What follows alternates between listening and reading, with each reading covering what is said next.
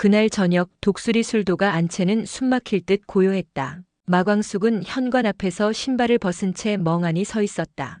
바로 앞에는 한동석이, 그의 손에는 광숙의 손이 붙들려 있었다. 모두가 바라보는 그 장면에서 마광숙은 벗어날 수 없었다. 너무도 오래 참고 너무도 오래 눌러두었던 감정들이 이제 와서야 터져버렸던 걸까?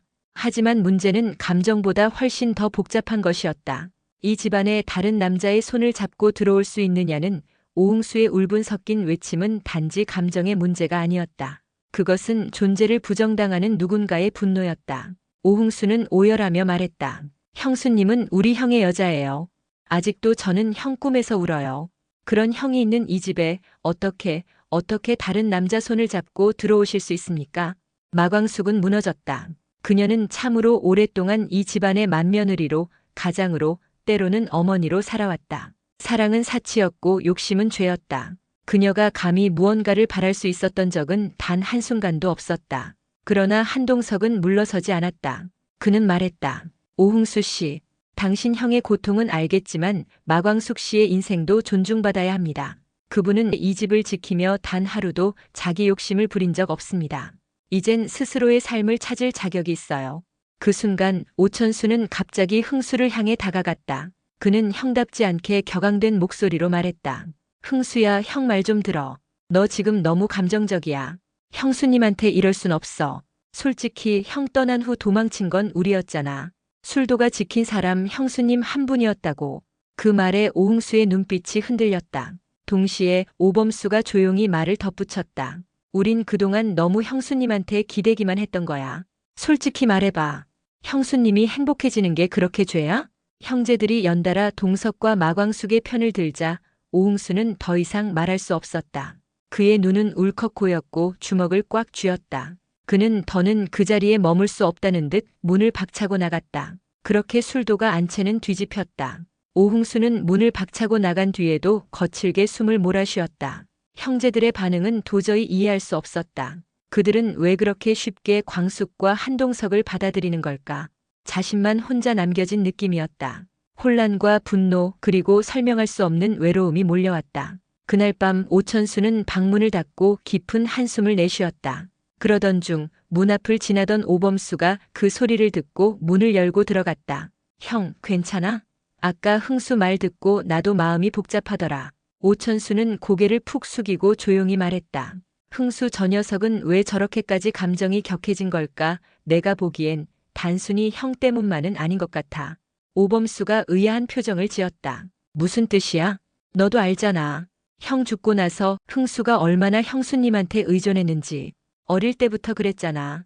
엄마가 일찍 돌아가셨을 때 형수님이 어찌 보면 우리한텐 형수지만 흥수한텐 거의 어머니 같은 존재였던 거야.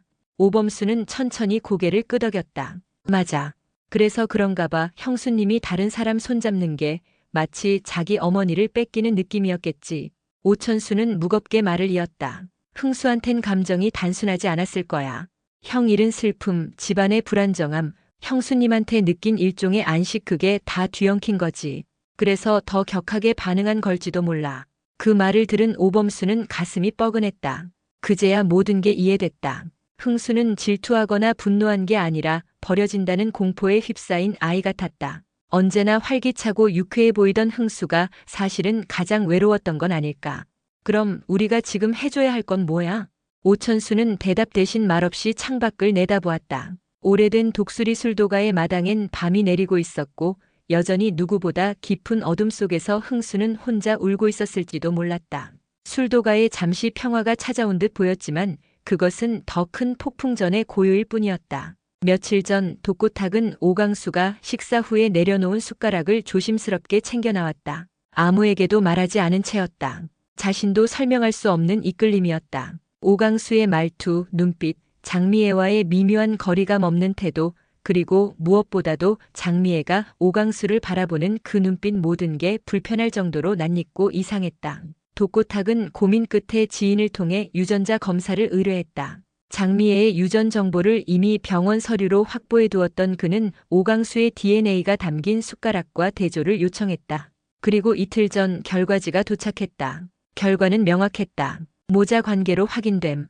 유전자 일치율 99.98%. 손이 떨렸다. 독고탁은 잠시 숨이 멎은 듯 했다. 그래서 그 아이였단 말이야. 그날 밤 독고탁은 장미애를 조용히 불러냈다. 장미애는 처음엔 불안한 눈빛으로 그를 바라봤지만 독고탁이 아무 말 없이 결과지를 내밀자 이내 얼굴이 하얗게 질렸다.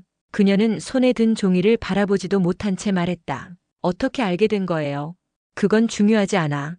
중요한 건 왜 지금까지 말하지 않았느냐는 거야. 내 아들이 여기 있다는 걸 알고 있으면서도 어떻게 그렇게 모른 척할 수 있었지? 독고탁의 말은 차가웠다. 그에게 있어 가족은 명분보다 감정이 먼저였고 지금 그의 감정은 분노에 가까웠다. 하지만 그날 이후 독고탁은 누구에게도 이 사실을 말하지 않았다. 그러나 그는 달라졌다. 오강수를 볼 때마다 이상한 긴장과 묘한 연민이 함께 깔렸고 장미애에게는 더욱 차가워졌다. 그런 변화는 곧 술도가 식구들에게도 감지되기 시작했다. 요즘 독고 회장님이 오강수를 대하는 태도가 좀 묘하지 않아? 그러게 전엔 그냥 막내 정도로만 대했는데 요즘은 뭔가 미묘하게 조심스러워. 그리고 또 하나의 균열이 술도가에 생겼다. 마광숙은 한동석과의 관계로 한 차례 마음을 다잡았지만 최근 들어 오강수가 점점 변해가는 것을 느꼈다. 강수는 장미애와 마주칠 때마다 묘하게 불편해했고 말수가 줄었고 예민해졌다. 그러던 어느 날 강수는 우연히 독고탁의 책상 위에 놓인 유전자 검사 결과지를 발견하게 된다. 무심코 들춰본 결과지엔 그의 이름과 장미애의 이름이 선명히 적혀 있었다. 그리고 그 옆엔 굵은 글씨로 모자 관계라는 단어. 머릿속이 새하얘졌다. 그는 벽을 붙들고 겨우 몸을 지탱했다. 세상이 뒤집히는 것 같았다. 그가 믿고 있던 가족, 형제, 혈육 모든 것이 거짓처럼 느껴졌다. 장미애가 내 엄마라고. 그는 그날 밤 마광숙을 찾아가 물었다. 형수님, 저 무슨 일인지 모르겠는데 독고탁 회장님 책상에서 이상한 서류를 봤어요. 전 장미애 씨 아들입니까? 마광숙은 그 말에 숨이 멎을 듯 했다. 그녀는 처음으로 아무 말도 하지 못했다.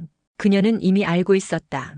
그 사실을. 장미애가 울면서 고백했을 때 오직 그녀만이 진실을 들었다. 하지만 그녀는 지켜주고 싶었다.